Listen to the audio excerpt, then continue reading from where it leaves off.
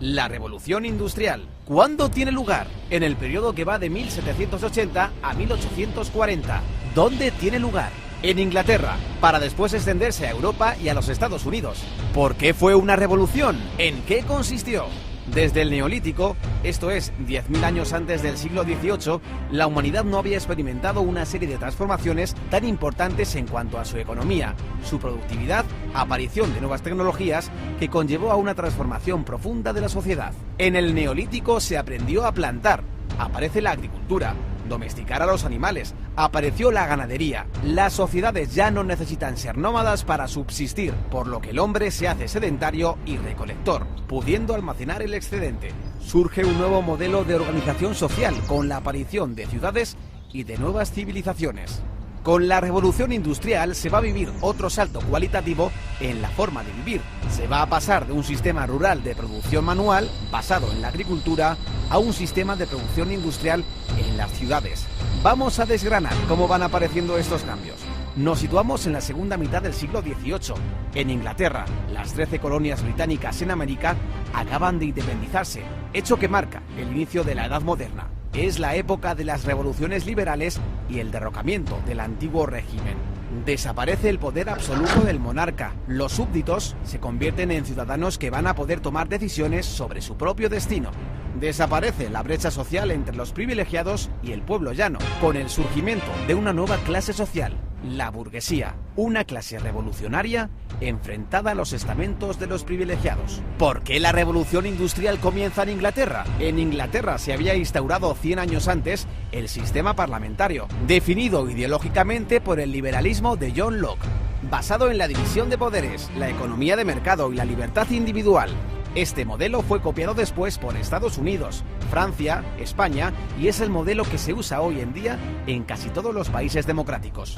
Este sistema presta un nivel de seguridad jurídica que proporcionaba suficientes garantías para el empresario privado. Ello sumado a una mentalidad protestante más abierta que en otros países del sur de Europa, un periodo de paz dentro de Gran Bretaña, un buen sistema bancario, cierto equilibrio monetario y la ausencia de inflación hacen que se den las condiciones para que aparezca el capitalismo. Y con ello, la revolución de la industria. Inglaterra también tenía una posición geoestratégica privilegiada, poseía una gran flota naval que dominaba los mares, controlaba, entre otros, los territorios del subcontinente indio, fuente importante de materias primas para su industria, como el algodón que alimentaba la industria textil.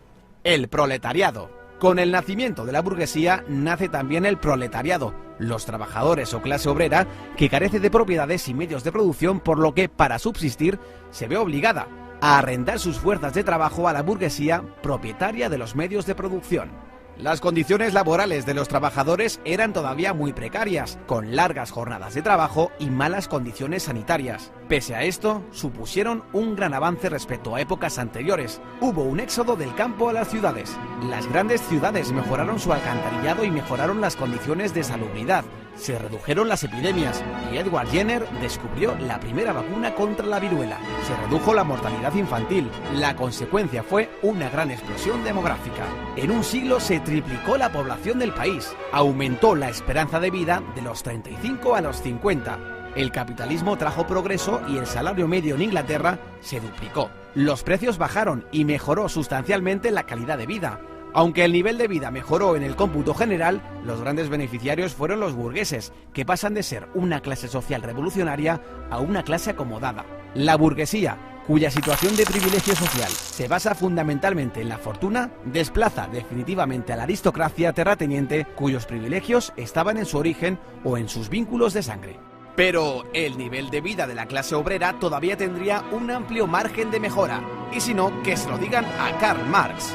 ¿Cuál fue el principal avance tecnológico de la revolución industrial? La máquina de vapor fue un invento que perfeccionó el ingeniero escocés James Watt.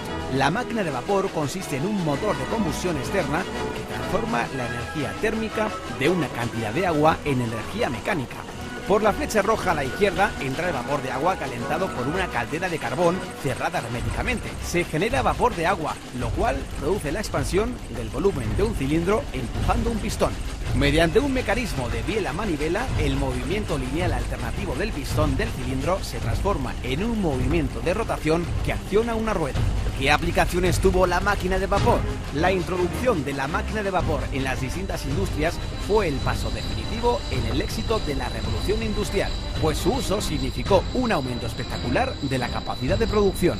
Al elevar la capacidad de producción, se disminuye el tiempo de fabricación de los productos, dando paso a la producción en serie. Se simplifican tareas complejas en varias operaciones simples que pueda realizar cualquier obrero sin necesidad de que sea mano de obra cualificada, y de este modo bajar costos en producción y elevar la cantidad de unidades producidas. Los modelos anteriores de máquinas de vapor a los de Watt se habían usado para el bombeo de agua. La máquina de Watt introducía el movimiento rotatorio, por lo que se pudo usar para suministrar energía motriz a otras máquinas, como un molino harinero, un martillo de forja, para elevar carretillas con mineral en las minas mediante raíles metálicos o para la floreciente industria textil del algodón. Pronto se realizaron los primeros experimentos para aplicar el vapor al transporte terrestre.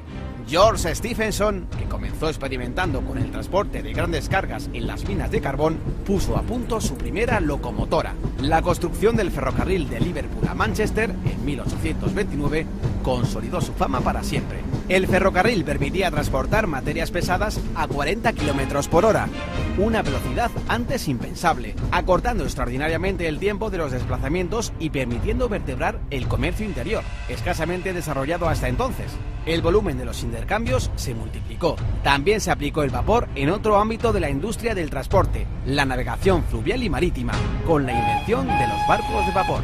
Otro avance digno de mención fue el alumbrado público de gas. Las ciudades se convirtieron en lugares más seguros para viajar. Al instalar lámparas de gas en las calles, se redujeron las tasas de delincuencia. Al final de la revolución industrial, las ciudades se habían transformado. La población de Inglaterra se había triplicado. Las ciudades de Birmingham y Manchester prosperaban como ciudades textiles. Ruedas mecánicas tejían su tela y sus chimeneas echaban humo sin parar. Aparecieron ferrocarriles modificando y vertebrando el trazado de las ciudades. Y en los muelles, barcos de vapor. La vida cobró nueva animación. De una nación que labraba el campo, Inglaterra de pronto se había convertido en la primera nación industrial del mundo. Pero todo esto solo es el principio, pues a partir de 1850 entramos en la segunda fase de la revolución, conocida como la Segunda Revolución Industrial.